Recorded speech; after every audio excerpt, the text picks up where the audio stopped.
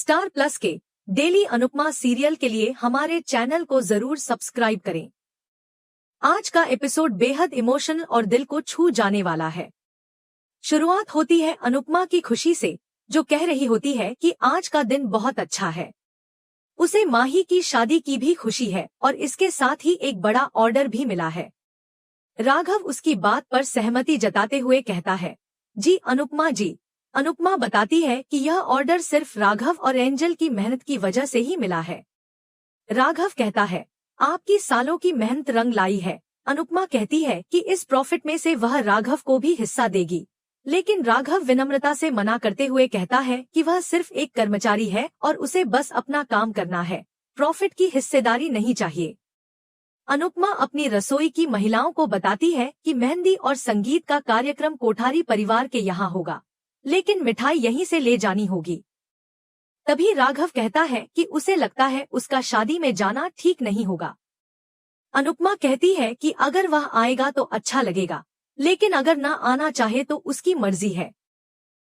दूसरी तरफ प्रेम, राही, माही और आर्यन शॉपिंग करके लौटते हैं। राही और माही कुछ और सामान लेने निकलती हैं, तो प्रेम और आर्यन मजाक में कहते हैं, तुम दोनों ने इतना सामान खरीद लिया है कि ब्यूटी पार्लर खोल लो अब।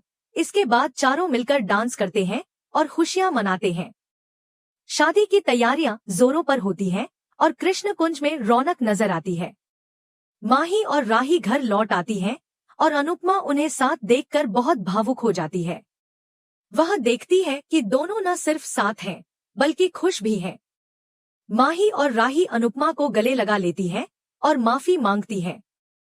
राही कहती है, जहाँ भगवान भी साथ छोड़ देता है वहाँ माँ साथ देती है, लेकिन हमने उसी माँ को गलत समझा। दोनों कान पकड़कर अनुपमा से सॉरी बोलती है। तभी बापूजी कहते हैं, हम अनुपमा से कितना भी नाराज हो जाएं, लेकिन उसके बिना रह नहीं सकते। हम उसे बहुत प्यार करते हैं।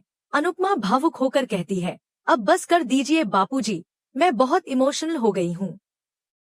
इसके बाद माही चाय लेने चली जाती है और इधर बा अनुपमा से पूछती है, तूने काव्या से बात की है क्या?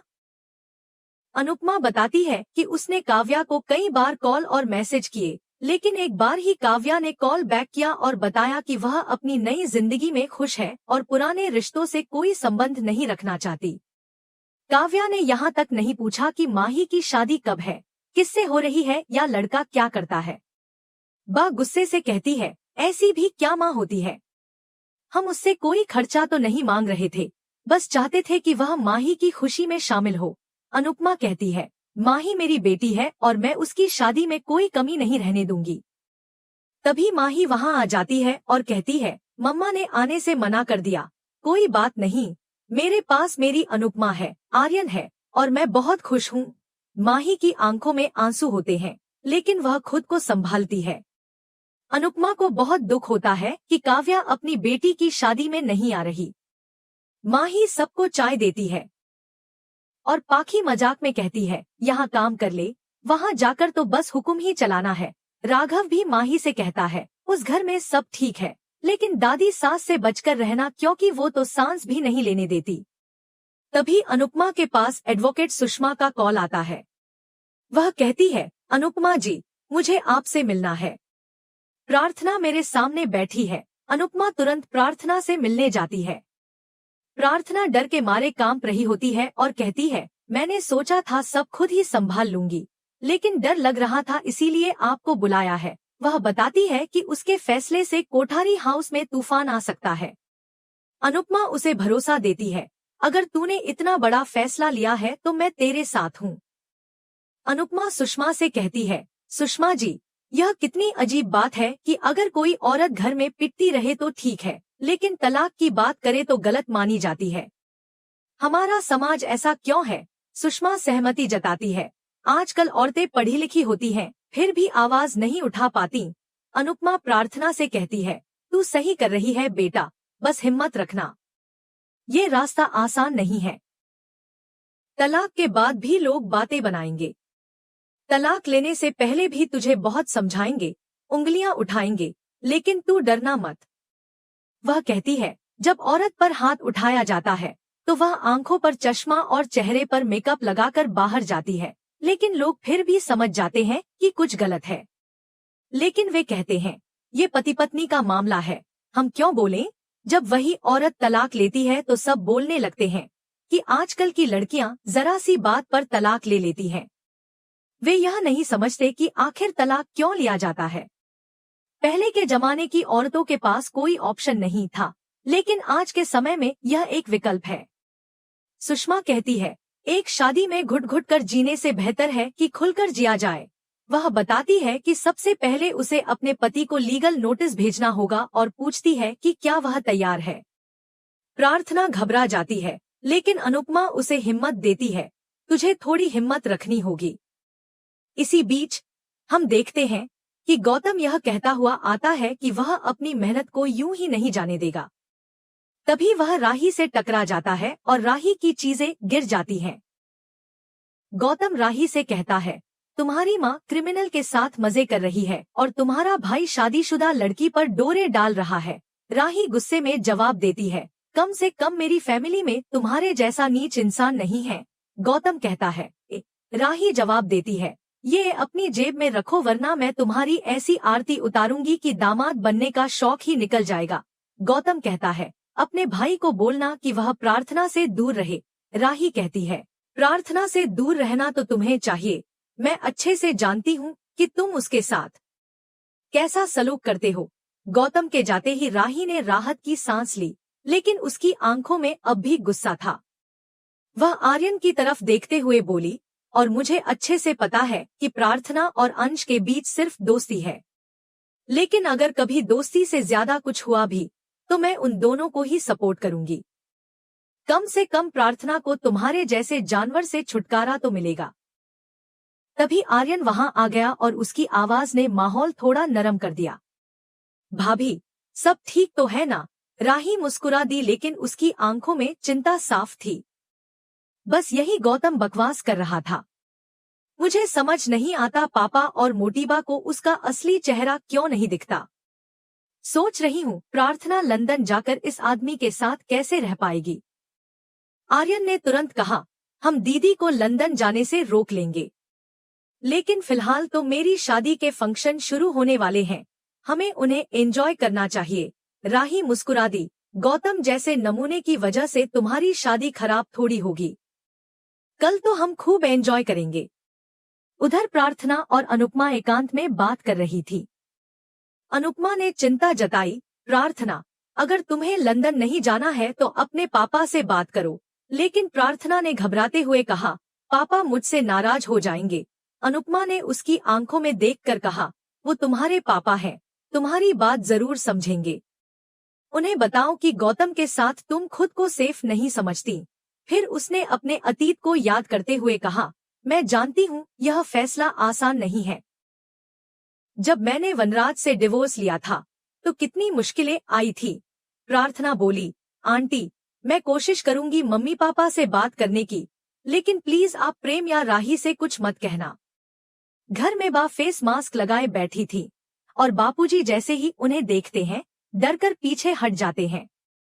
राघव हंसते हुए कहता है, आपको तो इस मास्क की जरूरत नहीं है, आप तो वैसे ही बहुत सुंदर हो। तभी अनुपमा वहां आती है और वह भी बा को देखकर चौंक जाती है। बा बोलती है, हाँ अनुपमा, तू भी मजाक बना ले मेरा। माही कहती है, मेरी शादी है, सबको चमकते दमकते दिखना है, आप भी फेस मास्क लगाओ। अनुपमा मुस्कुराते हुए कहती है, मुझे जरूरत नहीं है। बापूजी भी बा को छेड़ते हुए कहते हैं, लीला, तू तो सुंदर है ही, ज्यादा साज संवार मत कर, नहीं तो फिर से प्यार हो जाएगा। परी कहती है, बापूजी, अपनी लव स्टोरी सुनाइए ना। बा कहती है, हमारी तो अरेंज मैरिज थी। किंजल कहती है, फिर भी बताइए प्यार कैसे हुआ। बापूजी मुस्कुराते हुए कहते हैं, जब लीला को पहली बार देखा था तभी दिल दे बैठा था। बा भी मुस्कुरा देती है, मुझे भी ये पसंद आ गए थे, लेकिन इनकी माँ को मैं पसंद नहीं आई थी। प्रार्थना जब घर आती है तो गौतम ताने मारते हुए कहता है, कहाँ गई थी? फिर से अपने आशिक से मिलने।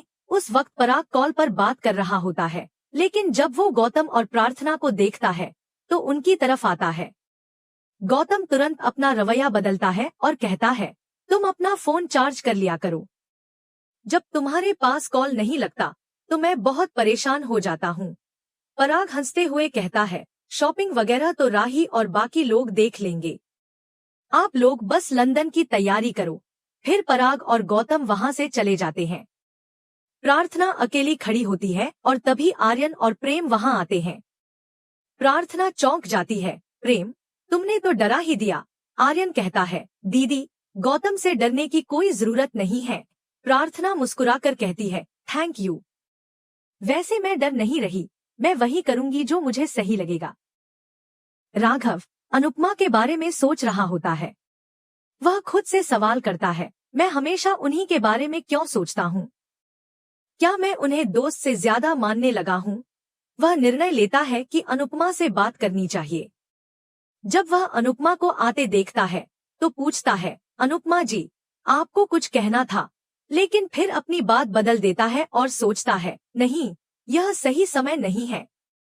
शायद वो मुझे सिर्फ एक दोस्त समझती है। कोठारी हाउस में अनुपमा जब पहुंचती है तो मोटीबा ताना मारते हुए कहती है, आप राघव को कंपनी में कॉन्ट्रैक्ट के लिए ले गई थी, अब क्या शादी में भी उनके साथ ही घूमेंगी? अनुपमा का चेहरा गंभीर हो जाता है। वह कहती है, राघव हमारी कंपनी के एम्प्लॉई हैं, हम सब साथ में काम करते हैं, अगर हम किसी फंक्शन में साथ जाएं तो इसमें क्या दिक्कत है? मोटीबा गुस्से से भरी होती है। राही भी यह सुनकर चुप नहीं रहती। मोटीबा राही को भी भड़काने की कोशिश करती है, मैं राघव को सालों से जानती हूँ, एक दिन वह तुम्हारे पापा की जगह लेने की कोशिश करेगा। राही भौचक्क रह जाती है, लेकिन साफ कहती है, मम्मी को राघव से कोई खतरा नहीं है, वो सिर्फ दोस्त है और मैं मम्मी पर पूरा भरोसा करती हूँ। प्रेम भी बोल उठता है, मोटीबा, प्लीज ऐसी बातें मत कहिए। प्रार्थना सोच रही होती है, अगर गौतम को डिवोर्स के बारे में पता चल गया तो वो तमाशा कर देगा, घर वालों को मेरे खिलाफ कर देगा, और वह लीगल नोटिस अगर उसके अलावा किसी और के हाथ लग गया तो वह बोलेगा कि मैं अंश के लिए यह सब कर रही हूँ। उसे डर सता रहा होता है, मुझे ही पहले पापा से बात करनी होगी। दूसरी तरफ कृष्णकुंज में शादी की तैयारियों का माहौल था। सब लोग बहुत खुश थे, खासकर अनुपमा। लेकिन माही एक कोना पकड़कर चुपचाप बैठी रहती है। वह सोच रही होती है, मेरी असली माँ तो यहाँ नहीं है, लेकिन अनुपमा मम्मी ने मेरे लिए सब कुछ किया है। वह अनुपमा के पास जाती है और बार बार माफी मांगती है। अनुपमा उसे गले से लगा लेती है। माही फिर से वैसी ही बन जाती है जैसी पहले थी। घर के सभी लोग माही को देखकर खुश होते हैं। इस तरह शादी की तैयारी के बीच एक और जहां रिश्तों की उलझनें गहराती जा रही हैं, वहीं कुछ दिलों में नए एहसास भी जन्म ले रहे हैं। अब देखना यह है कि प्रार्थना अपने कदमों पर कैसे खड़ी होती है और क्या अनुपमा के दिल में भी राघव के लिए कोई नई भावना जन्म लेगी। जानने के लिए जुड़े रहिए और अगली अपडेट के लिए चैनल को सब्सक्राइब और वीडियो को लाइक जरूर करें।